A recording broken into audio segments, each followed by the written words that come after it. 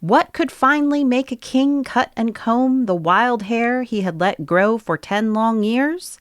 In today's story, Harald learns at last whether his great promise has come true.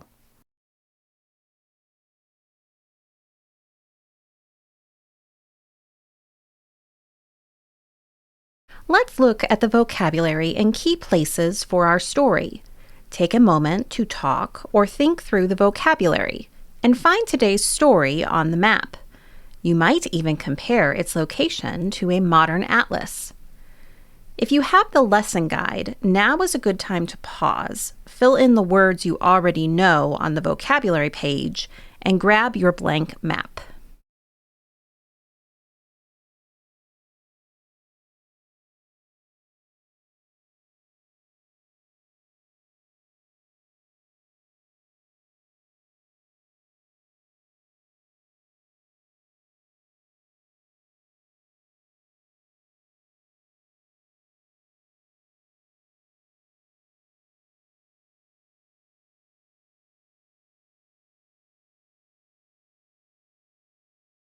Chapter 10, King Harald's Wedding.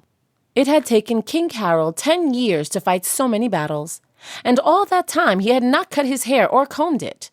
Now he was feasting one day at an earl's house. Many people were there. "How is it, friends?" Harald said. "Have I kept my vow?" His friends answered, "You have kept your vow. There is no king but you in all Norway." "Then I think I will cut my hair," the king laughed. So he went and bathed and put on fresh clothes. Then the earl cut his hair and beard and combed them and put a gold band about his head. Then he looked at him and said, "It is beautiful, smooth, and yellow." And all the people wondered at the beauty of the king's hair. "I will give you a new name," the earl said. "You shall no longer be called Shockhead. You shall be called Harald Hairfair." "It is a good name," everybody cried. Then Harald said, "But I have another thing to do now. Guthorm, you shall take the same message to Gyda that you gave 10 years ago." So Guthorm went and brought back this answer from Gyda: "I will marry the king of all Norway." So when the wedding time came, Harald rode across the country to the home of Gyda's father, Eric. Many men followed him. They were all richly dressed in velvet and gold. For 3 nights they feasted at Eric's house. On the next night, Gyda sat on the crossbench with her women. A long veil of white linen covered her face and head and hung down to the ground. After the mead horns had been brought in, Eric stood up from his high seat and went down and stood before King Harald. "Will you marry Gyda now?" he asked. Harald jumped to his feet and laughed. "Yes," he said, "I have waited long enough." Then he stepped down from his high seat and stood by Eric. They walked about the hall. Before them walked thralls carrying candles. Behind them walked many of King Harald's great earls. 3 times they walked around the hall. The 3rd time they stopped before the crossbench. King Harald and Eric stepped upon the platform where the crossbench was. Eric gave a holy hammer to Harald, and it was like the hammer of Thor. Harald put it upon Gyda's lap, saying, "With this holy hammer of Thor's, I, Harald, king of Norway, take you, Gyda, for my wife." Then he took a bunch of keys and tied it to Gyda's girdle, saying, "This is the sign that you are mistress of my house."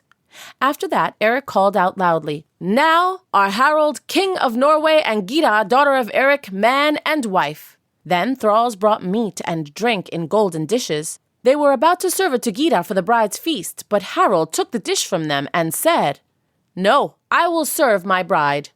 So he knelt and held the platter. When he did that, his men shouted. Then they talked among themselves, saying, "Surely Harald never knelt before. It is always other people who kneel to him." When the bride had tasted the food and touched the mead horn to her lips, she stood up and walked from the hall. All her women followed her, but the men stayed and feasted long. On the next morning, at breakfast, Gyda sat by Harald's side. Soon the king rose and said, "Father-in-law, our horses stand ready in the yard. Work is waiting for me at home and on the sea. Lead out the bride."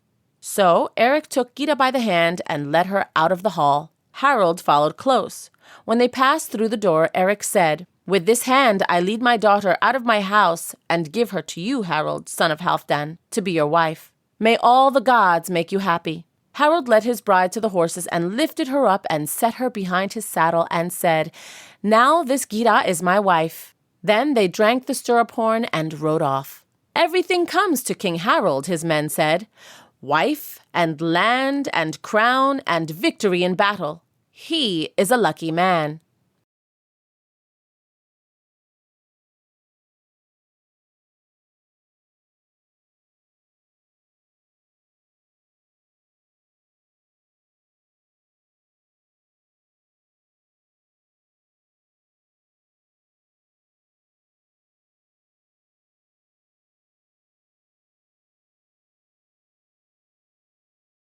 So had the king truly kept his vow?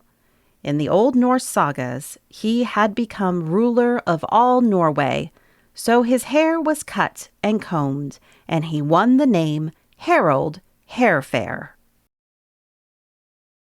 We do the planning, the books come alive, your child does the learning.